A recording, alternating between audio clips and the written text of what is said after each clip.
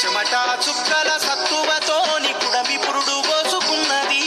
కంటి పాపల కావలిలోనే పంట రాసి నెలకొన్నది.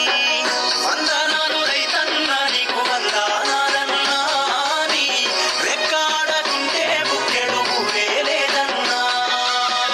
వందనాలు రైతన్నా నీకు వందనాలన్నా, నీ రెక్కాడకుంటే బుక్కెడు భూమే లేదన్నా.